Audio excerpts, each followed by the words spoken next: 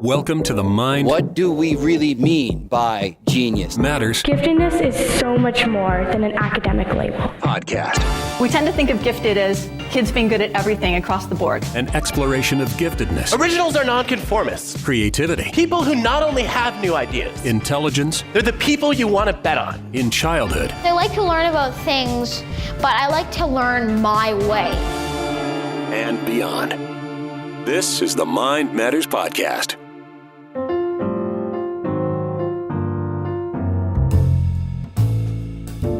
Welcome to a special holiday edition of Mind Matters.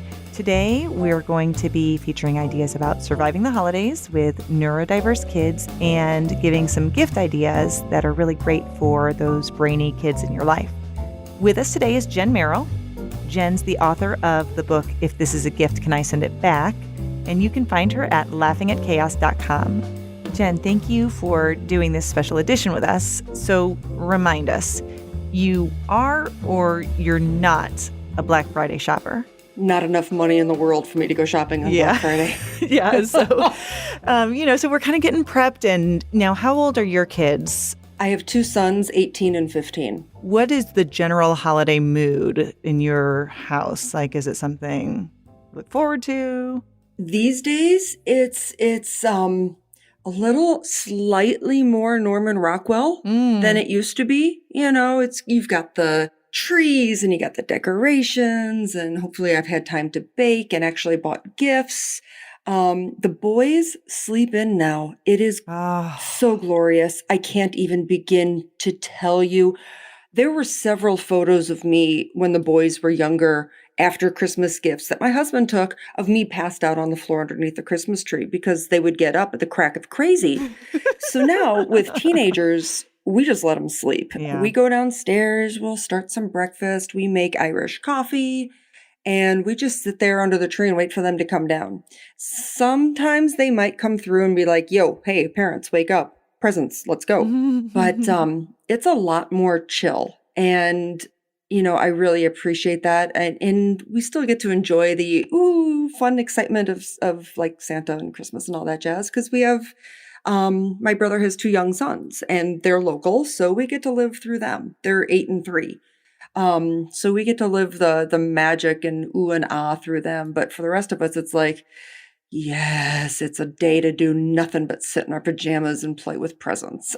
Our kids are 11 and 9 and 4. Yeah. I can't even get my kids to sleep in like on a Saturday. I am so sorry. What about when you were a kid? Were you a big holiday kid when you were young? I've always been a Thanksgiving person. Yeah. I love Thanksgiving. I mean, it's my holiday. It's a food and a parade. I get to watch marching bands and eat stuffing and pie. It's right up your alley? It's right up my alley. But Christmas, Christmas has always just been, it was always kind of fun growing up. My dad's an only child. My mom has 3 brothers. So we would alternate going to grandparents' houses, and they all live, southern central Illinois. So it was always a little bit of a road trip to get to grandma's house. And my mom's parents would have Christmas parties in their basement, and they had this is back in the 70s and 80s. They had a wet bar in their basement and a fireplace and a Christmas tree that stayed up year round. Grandma just covered it in plastic. Smart. Right. And so we would go there and party, and the kids were never allowed upstairs because that's where the aunts were wrapping presents. And I think, frankly, it was just the aunts hiding from us with the perspective of a parent now. They were upstairs drinking and hiding from the kids, and I don't blame them one whit.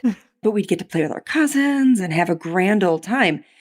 And as we got older, we didn't travel quite as much. My parents wanted to have us at home and create their own traditions. And so you open one gift on Christmas Eve and you open the rest Christmas morning. And we would have waffles or my dad's famous biscuits and gravy on Christmas Day. And we would just chill. I was one of those kids who zero response inhibition whatsoever. So that's what I'm blaming on the fact that I needed to I was a peeker. Were you a peeker? No, I was never a peeker. I was never a shaker. Beyond shaking, so here's one of the things that I used to do. Oh, no. So because I was very strategic and very We'll call it strategic. We'll go with that. So my mom has 8 brothers and sisters, and they all lived kind of out on the East Coast. And so we always had a lot of gifts under the tree before Christmas because they would all mail things over. Right. And so I learned that, that Scotch tape, if you have kids listening, please don't give them any ideas. This was bad. I should not have done this. Yeah. But I could very carefully open one edge of the present and peek in and see what it was, and then wrap it back up and put another piece of Scotch tape right over it, and no one would ever really know. And so I disclosed this to my sister, who was 3 years younger than me. Oh my God. I apparently wasn't clear enough about what exactly my strategy was. So she actually in turn would open the entire gift and then rewrap it in different paper. That was paper that we had at the house. And I'm like, Liz, come on. You're killing me here. You're giving it away. So I was sneaky about that. I don't know. It was like I just couldn't wait. Oh, yeah. It was too much for me to resist. That's hysterical. The holidays, we're not even to Thanksgiving yet, and my kids are already dysregulated. They're just, so my 2 older are gifted and both have ADHD, and then my little one is, 4.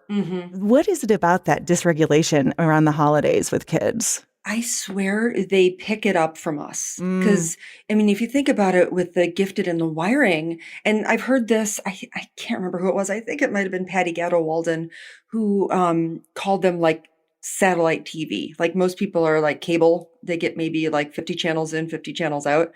These amazing kids get 300 channels in, 300 channels out. So they're picking up so much more. I think they pick up what we are sensing and feeling and coping with, and we don't even realize we're doing it. So they're catching our vibe, and then they start to see the commercials, and then they start to, out and about, they're picking up all the vibe from everybody. Right. And I don't think they even realize they're doing it. They're just catching what is in the air. They're like little, HEPA filters of emotion. They're catching everything and responding to that. And it's hard to deal with that, fix that when we don't realize we're doing it. So I think as I've gotten more chill with my kids, they've gotten more chill, and we've started feeding off of each other that way. It also helps that my kids have gotten a lot more laid back about certain things, even as they've remained pretty intensely wired about other things. They don't get as wound up about the holidays as they used to. Thank God. Right. They save it for, school and work and college applications and stuff. But it's less of, oh my God, am I going to get the present I want? Oh my God, this, blah, blah, blah, where it used to drive us just up the wall. As you get older, I remember there was a point where my mom would kind of just say, well, what do you want for Christmas? Right. It wasn't going to be a whole lot of surprises often. Right. I think my son this year is kind of, he's a 6th grader this year, and we're getting to that point where it's he's got some specific things that he wants. Our younger one last year started a wish list on Amazon. Okay, that's great. It's hundreds of dollars of things each. And I'm like, nah, not happening. Sorry. So I keep my ears open all year round, and I have a locked down private Pinterest board of gift ideas for them and my husband. And as I see something or I hear them say, oh, that'd be really cool to have, I look it up, Google it, and chuck it onto the Pinterest board. Smart idea. So it's a little more surprise. They might mention something in April and it suddenly shows up in December. And they're like, how'd you know? Well, I'm mom. I know it all. But using Pinterest to do that is a great idea. I'll do you one better. They never know what to get me, ever. Because they're like, oh, what would mom like? Flute stuff. No, not really. But that's a good, good guess. Thank you. So I created a locked down Pinterest board where the 4 of us are all on this. And it is called Gift Ideas for Mom. And I put stuff on there that I like. And so they all see when I add stuff on there. And they get ideas of, oh, hey, she would like that. Yeah, she really would. Good idea. And then I get my husband a cash gift card.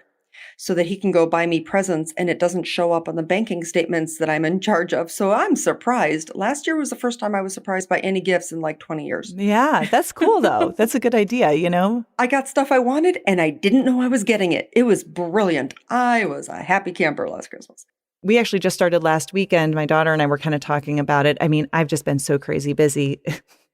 I'm surprised that we started it this early, but she had an idea for something. And again, we were looking through Pinterest and so my daughter is one of those collector/hoarder children.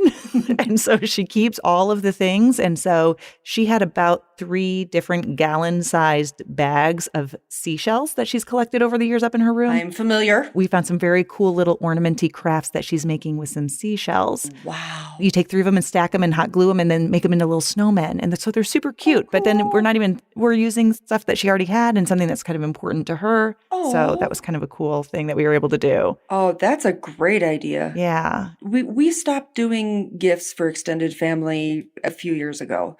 It just got expensive and challenging. It got really hard. We did drawing names with my husband's family. We did that for a while. And then the kids just got older and it ended up being just giving them gift cards and money. And then it just sort of just tapered off. Now, just to refresh people's memories, if maybe they haven't heard, your episode or it's been a while. So you've got 1 2E kid and 1 straight gifted. Is that correct? 1 2E kid and 1 to be determined. We're not certain. I think there's like some 2E in there, but we just don't know. So when you look back, like what are some of the best gifts or the worst gifts that you've either given or that they've received? I was asking my husband this, and I can't think of anything that was really a worst gift. Yeah.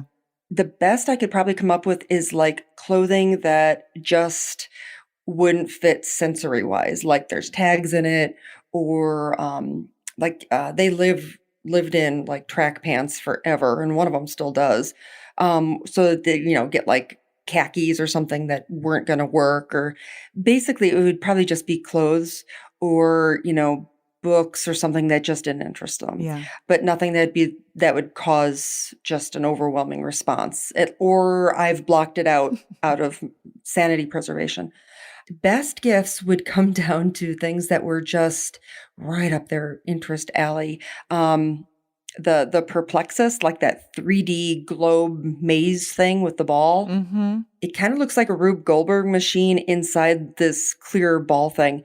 Our oldest one, Andy, got a couple of those when he was younger. Got like the first one, then he got a more advanced one. He loved it. He is still such a visual spatial learner. I mean, he sees everything in 3 dimensions. So having this 3-dimensional puzzle maze thing was fascinating to watch. He loved it so much. And there's several of them now, the Perplexus. They're really good to have in a car, especially for long car trips. If the rattle of the marble little ball doesn't drive you nuts, right? And if the kid has a decent frustration tolerance, because it can be frustrating. Yeah. Other things that they really enjoyed are tech stuff. Like a Raspberry Pi. Yeah. I mean, it's a little programmable computer. It's like $30. And they are pretty powerful. It's amazing what you can do with a Raspberry Pi. He loved getting magazines from Make Magazine. In fact, pretty much anything at makershed.com for your tech interests. It's all sorts of hands-on stuff. When he was younger, snap circuits. Oh, I think he had every kit possible of snap circuits. And they're the best. It really teaches how electricity and circuitry works using snaps and little bars and stuff. He loved it. He created all sorts of stuff. Magazines, subscription boxes. I once won or was gifted a Pocket Lab. And it's at thepocketlab.com. And it's like a little sensor that you can hook up to a Raspberry Pi or an Arduino. And it will allow you to scientifically track stuff like barometric pressure and distance. And you name it, you can track it. And it was really kind of cool to watch how he could play with that. Panel and girdle, good grief. Panel and girder sets for building. What is that? I don't know what that is. They're like these little, it's for architecture. Okay. And so you've got these plastic girders and they're like little bars and you assemble them with the panels, and they're little plastic panels, and you can build three-dimensional houses. You can build all sorts. It's a different kind of building set. I personally am a fan of Lego. My husband loved his gritter and panel set when he was younger, so we got one for Jack, our younger kid, when he was probably 8 or something, when he was going through a big architecture phase. And it was a lot of fun. He and Dad got to play it together and build stuff, and then he was done with that. But, for the kid who really enjoys architecture, it's a lot of fun. You can build all sorts of really neat things. Yeah. For Maggie, who's my 9-year-old, last year, she was obsessed. Well, she had been obsessed for a couple of years about wanting horseback riding lessons. And we had been like pushing it off. Yeah. And so last year, she had kind of a horse-themed Christmas, but one of the things that she received was a couple months worth of horseback riding lessons. Oh, that's awesome. I was unsure about how that would go, but for my little twice exceptional gifted ADHD kid, horseback riding was amazing for her executive functioning skills because she had to focus on what the instructor was telling her. Oh, yeah. She had to, use task initiation immediately when she was told to do something. She had to have that response inhibition. She had to be very, from a sensory standpoint, in control and aware of where her body was. And I was surprisingly pleased with that, how that gift kind of worked for her. It was really a good opportunity for her to kind of work on some of those things. Hippotherapy was something that I'd looked into for Andy when he was 8 or 9. We were living in Colorado at the time, and there were several ranches in the area that provided that, and they were always booked up full, and I could never get him in. And for that exact reason, it engages all of your senses and your executive function, and you have to know how to regulate yourself and regulate yourself well, because the horse will pick up on that. And just like our kids pick up on the emotions that they sense around them, the horse is going to pick up as well. And if you're calm, the horse is calm. I really wish we had been able to do that. And then we moved to Illinois, and there's really nothing here. Any kind of horse riding is, English riding. Yeah. But those kind of experiences are fantastic. Several years ago, we got tickets to see Neil deGrasse Tyson, and it was just the best gift for the family for Christmas. It was the best because it was exactly the stuff the boys were fascinated by. And it was an easy gift for us. Nothing to clutter around the house. We all went out to dinner, had a great time, came home, boom, that was our Christmas. Yeah. A couple of years later, we got tickets to see some YouTube science thing, and they had to cancel. Well, all right, it's great. We got our money back. Now what do we do? That was our Christmas gift. And we stumbled into Hamilton tickets. Wow. And we got very, very inexpensive Hamilton tickets through a connection of my husband's. And boom, there went our Christmas money for it. Because we just hung on to the refund and got to see Hamilton. They were the nosebleediest of nosebleed seats, partly obstructed, but we still got up there and got to watch it. And oh my God, was it good? Yeah. I love doing experiences for gifts. Yeah, I do too. We had talked in some of the Mind Matters group that we have online on Facebook and everything, kind of getting some ideas from people. But I think the hard part about giving experiences is that, especially for kids, like there's no immediate gratification. Right. Like there's not always something to open or something to do. And so I don't know. I mean, was there an age where your kids got a little bit more okay with that, where they could delay that gratification? Or was that something you coached them through and kind of talked to them about? A little of both. I think they were tween age, like 9 to 12, 8 to 12, something around that age when we started that sort of thing. When we went to Neil deGrasse Tyson, that was almost 5 years ago. But we've done things like museum memberships. Living closer to Chicago, oh my God, the museums down there are amazing. So one year we got a membership to the Museum of Science and Industry, and which is one of my favorite museums ever.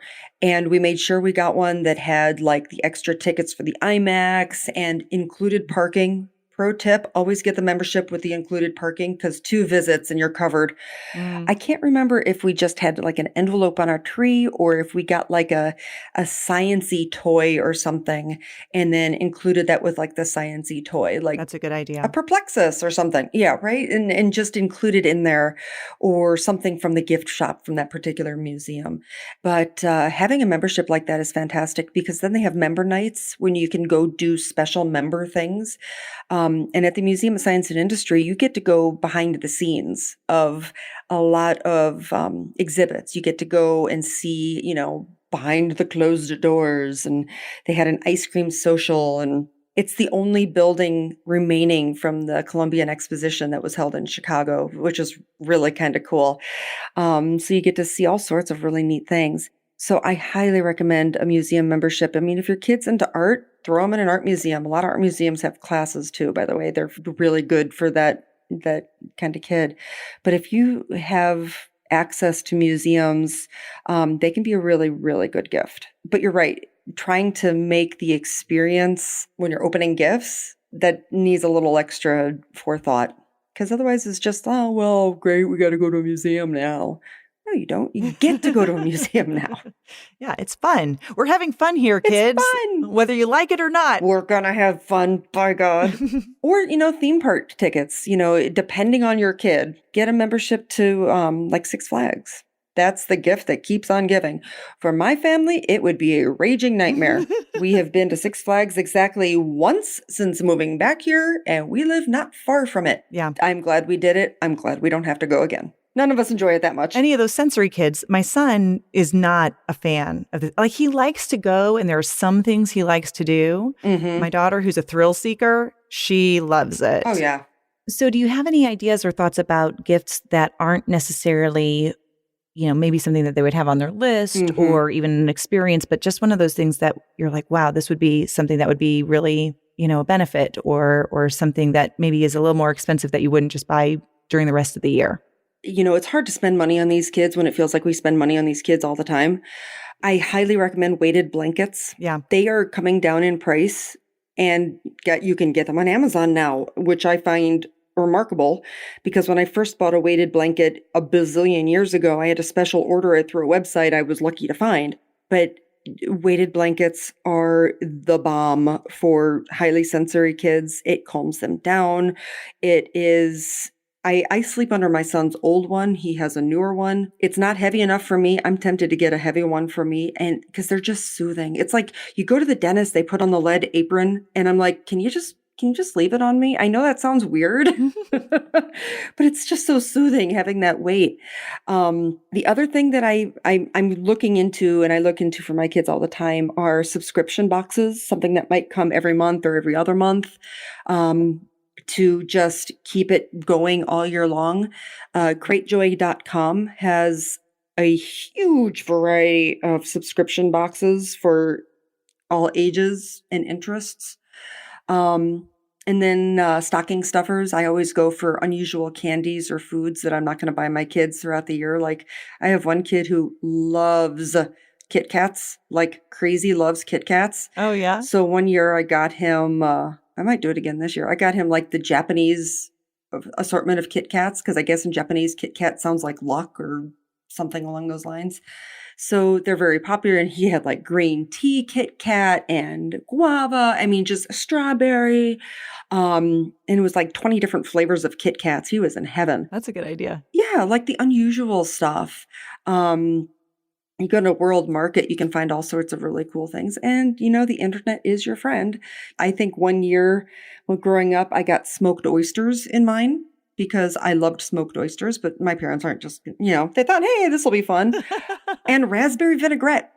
Who knew? We should put some French fried onions in Grayson's stocking this year. There you go. When else are you going to buy your kids chocolate-covered crickets? I mean... Right. Right? You might as well. Might as well. I think I need to find those for my kids.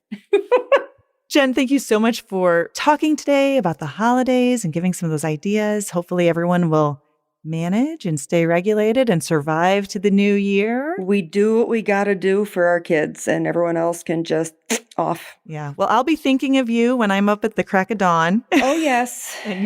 I will be languishing in bed and then getting up and making Irish coffee. All right, Jen. Well, thanks so much. Have a great holiday. We'll chat soon. Thank you. So just in case you haven't already finished all of your holiday shopping, here are a couple of ideas that I think are really great for Bright Kids this year. These are actually all people who had exhibits at the NAGC conference in Albuquerque, so I got a chance to check out these games and play them, and I even will have some photos of these games that were being exhibited, whether it's with me or with some of the people who are using them there at the conference. And so you can check those out on the website or on the Facebook page.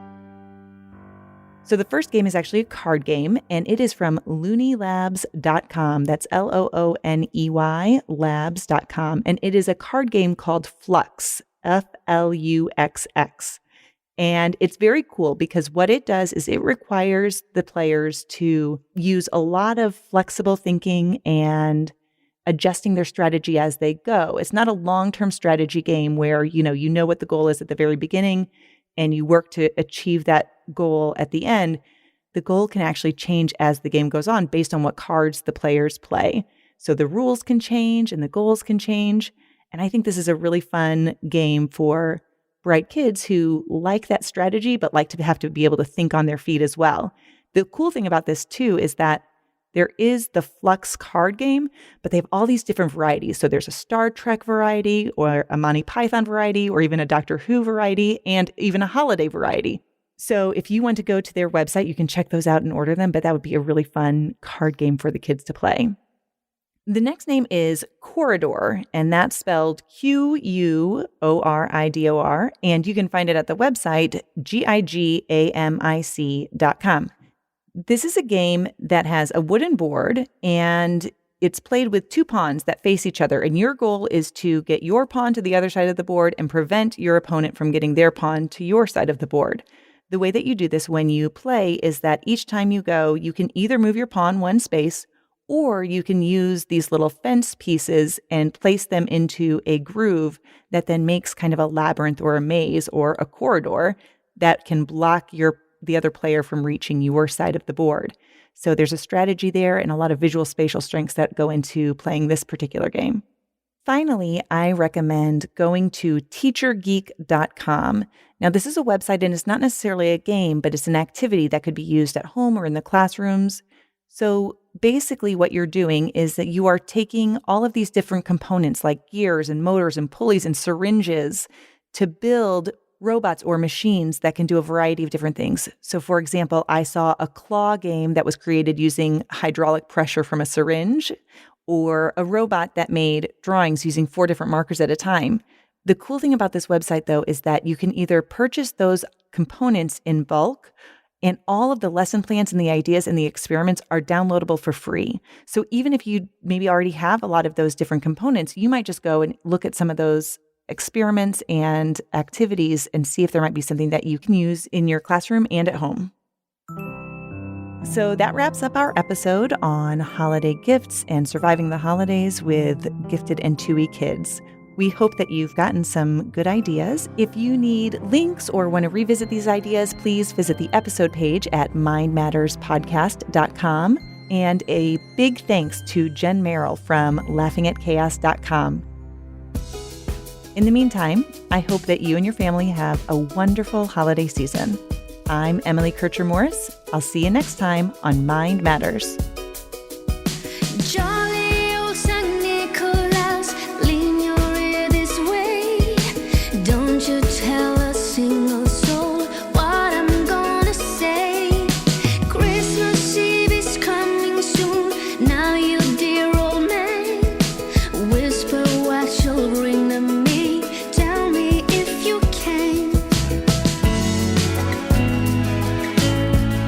Our thanks to Jen Merrill for helping out with gift ideas. If you want to know more about Jen, go to laughingatchaos.com.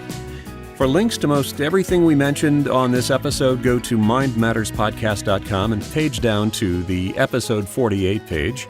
Our thanks to you for your support this year and last year as well. As we enter 2020 and begin our third year of Mind Matters, we look forward to spending many hours with you in your car, on the treadmill, doing dishes, working in the yard, anywhere you are, we'll be there too. I'm Dave Morris, Mind Matters executive producer, and for Emily and our family, happy holidays.